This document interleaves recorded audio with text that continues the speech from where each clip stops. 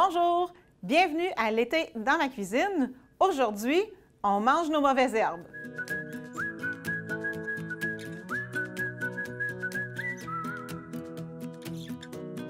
Je vais mettre deux choses au clair avant de dire que vous cuisinez toutes les mauvaises herbes qu'il y a dans votre jardin.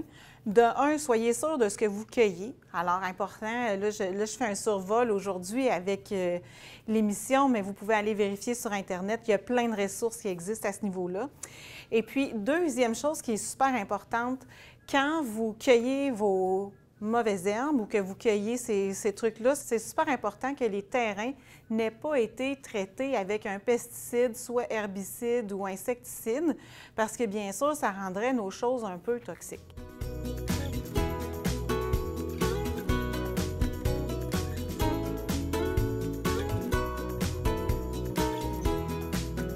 Pour la quiche à la mauvaise herbe, vous allez avoir besoin de 4 œufs, une demi-tasse de lait, un oignon haché, 2 cuillerées à table d'huile, une demi-tasse de fromage râpé, un huitième de cuillerée à thé de muscade, du sel, du poivre, 2 tasses de mauvaises herbes au choix. Est-ce qu'on vous a déjà dit que vous jetiez vos choux gras? Est-ce que vous connaissez vraiment le sens de cette phrase-là? Le chou gras, en réalité, c'est notre chenopode ici, qui pousse allègrement dans nos jardins et qu'on ne veut pas qu'il pousse là. Mais c'est une herbe qui est comestible et qui a déjà été cultivée et que les Amérindiens appréciaient beaucoup. Alors, quand on dit jeter les choux gras, ça veut dire jeter cette plante-là et ça veut dire que quand tu jettes cette plante-là, ça veut dire que tu jettes des bonnes denrées absolument pour rien parce que c'est comestible. Alors aujourd'hui, j'ai choisi de faire ma quiche à la chenopode. Alors, on va utiliser comme juste les feuilles et puis on va utiliser idéalement les jeunes plants. La chenopode, ce qui est vraiment intéressant, c'est qu'on peut la consommer comme des épinards parce que c'est comme des épinards sauvages un peu. Alors, on aime ça pour ça. Ça a plein de belles vitamines, de belles propriétés. J'ai cueilli ça dans mon jardin hier soir et je les ai conservés au frigo dans un essuie-tout humide et frais. Un peu comme j'aurais fait avec des fines herbes, dans le fond. Quand on travaille la chenopode, on a l'impression qu'il y a comme une poudre sur les feuilles, c'est normal. Ne vous en faites pas. C'est pas de la terre.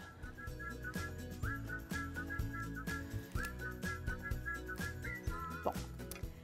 Cette belle herbe-là qui pousse au jardin, elle est comestible, mais en fait, elle est vecteur de plusieurs virus ou maladies qui pourraient contaminer vos autres légumes. Alors, dans le fond, c'est une bonne chose de l'enlever de nos jardins, mais tant qu'à l'enlever de nos jardins, bien, aussi bien la manger.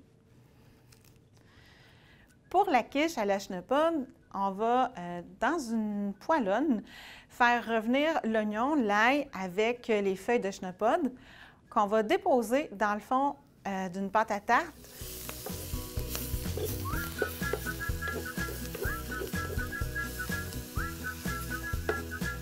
Quand la garniture est prête, je verse ça dans le fond de ma quiche.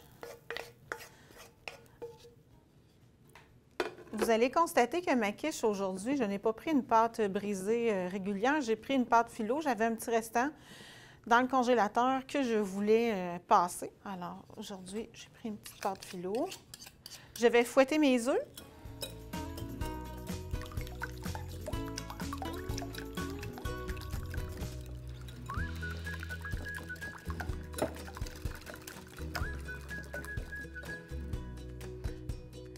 Ajouter le lait, la muscade, le sel, du poivre.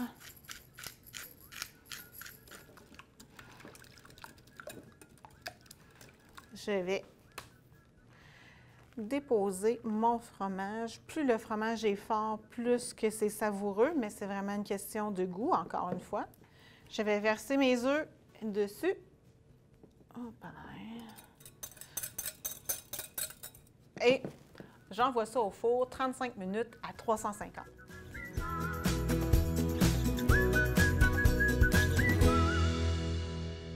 Un petit survol des mauvaises herbes qui sont comestibles dans vos jardins.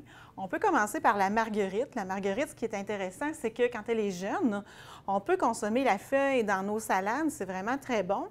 Et on peut consommer aussi le bouton dans les salades, c'est vraiment bon aussi. Et c'est vrai pour toute la famille des marguerites, c'est-à-dire la grande camomille aussi. On pourrait faire la même chose. Alors, le plantain, on a tous ça chez nous aussi.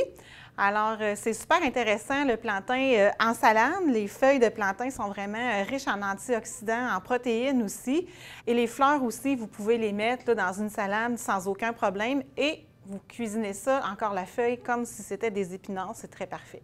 La prêle des champs. Alors ça aussi, on a ça beaucoup dans nos jardins, c'est-à-dire la queue de renard ou la queue de cheval, ou appelez ça comme vous voulez. Il y en a toujours partout. Alors ça, c'est une mauvaise herbe qui est comestible quand elle est jeune, ou est-ce qu'on va l'apprêter comme une asperge. Alors, il faut que ce soit le plant stérile qu'on mange. Alors, la prêle des champs commence par pousser une petite chose qui sort de la terre, c'est comme brun. Puis après ça, il y a comme une tige verte qui sort avec les petits poils. Bien, c'est ça qui est bon à manger.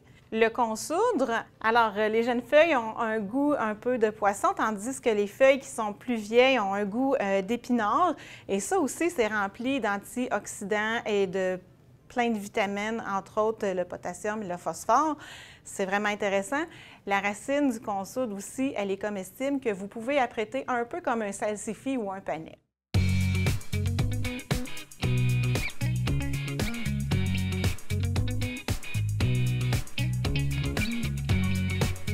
Pour la crème glacée aux lierres de terre, on a besoin d'avocat, d'un citron, une tasse de lierre de terre et du sucre au goût.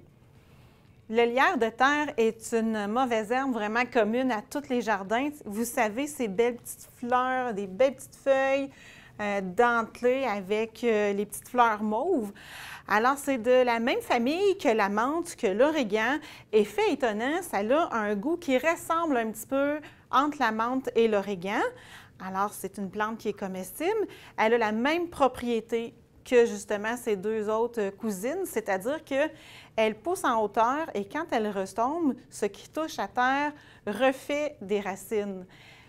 C'est ce qui fait que ça se propage vraiment beaucoup partout, en plus que le vent nous sème les semences partout dans nos gazons. Alors, c'est vraiment quelque chose de très commun, mais c'est très bon.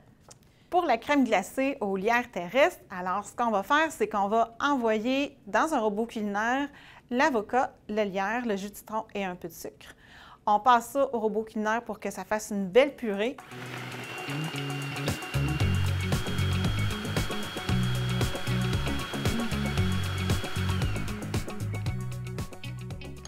Et je vais goûter un petit peu pour voir si c'est assez sucré à mon goût.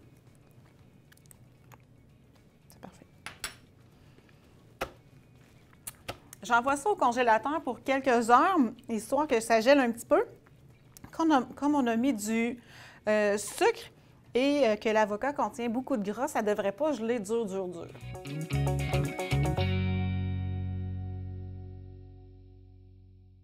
Un autre mauvaise herbe qui est comestible, c'est l'ortie.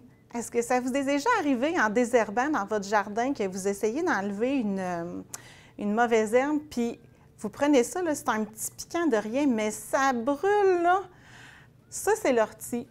Alors, c'est comestible, on peut la manger fraîche ou cuite. Là, vous allez me dire, Chantal, oui, mais frais, là, c'est parce que ça brûle, là, c'est comme de l'urticaire.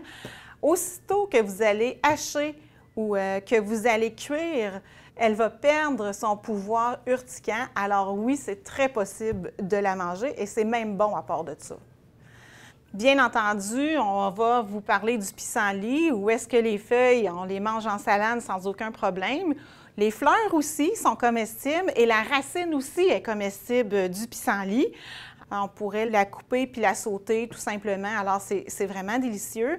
Avez-vous déjà bu du vin de pissenlit? Alors, on a fait ça avec la fleur.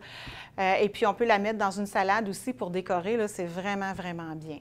Si sur vos terrains, vous avez des petits fraisiers, des fraises des champs qui sont toutes petites. Alors, sachez que la feuille se mange en salade et la fleur aussi. C'est vraiment magnifique. Le trèfle, tous les trèfles se consomment, la feuille ainsi que la fleur, que ce soit le beau trèfle rose qu'on mangeait quand on était jeune puis que c'était sucré, ou les petites fleurs de trèfle blanc. Ça décore très bien une salade. Les feuilles se mangent cuites ou crues en salade ou un peu comme la quiche on a faite. C'est vraiment parfait. Il me reste à vous parler du chardon-marie. Alors ça, c'est le chardon qui a des veinures blanches dedans. Vous allez me dire, oui, ça pique. Chantal, le chardon? Oui, ça pique, mais si vous cueillez ça avec des gants puis qu'avec un petit couteau, vous prenez la peine de faire le tour des feuilles pour enlever les piquants, ça se mange. La fleur de cette plante-là se mange comme un artichaut, tandis que la racine va se manger un peu, encore une fois, comme le salsifis ou le panais.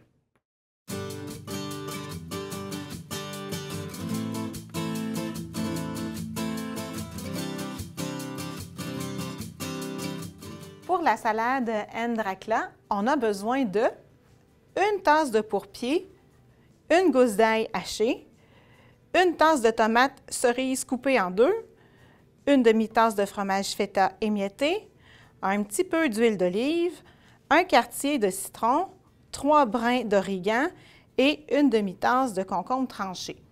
Dans une assiette, j'ai dressé les tomates et les concombres. Je vais ajouter le fromage feta par-dessus, comme ça. Je vais utiliser pour la salade, alors le pourpier ici. Le pourpier, bien ça aussi, hein, ça pousse dans nos jardins. Ça a même déjà été cultivé dans nos jardins comme étant un vrai légume à part entière. Chez les Crêtes, ça fait partie de leur régime alimentaire régulier.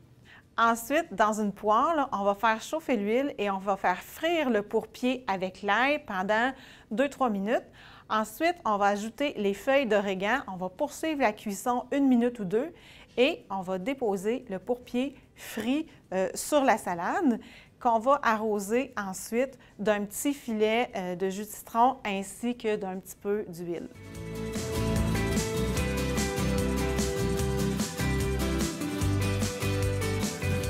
Je vous remercie d'avoir été avec moi aujourd'hui. Je vous retrouve la semaine prochaine avec la dernière émission où on va vous présenter tout ce qu'on a filmé mais qu'on ne vous a pas montré. Je vous invite à aller visiter le site de la Moisson Mascoutaine où est-ce que tous les trucs et toutes les recettes y sont. À la semaine prochaine!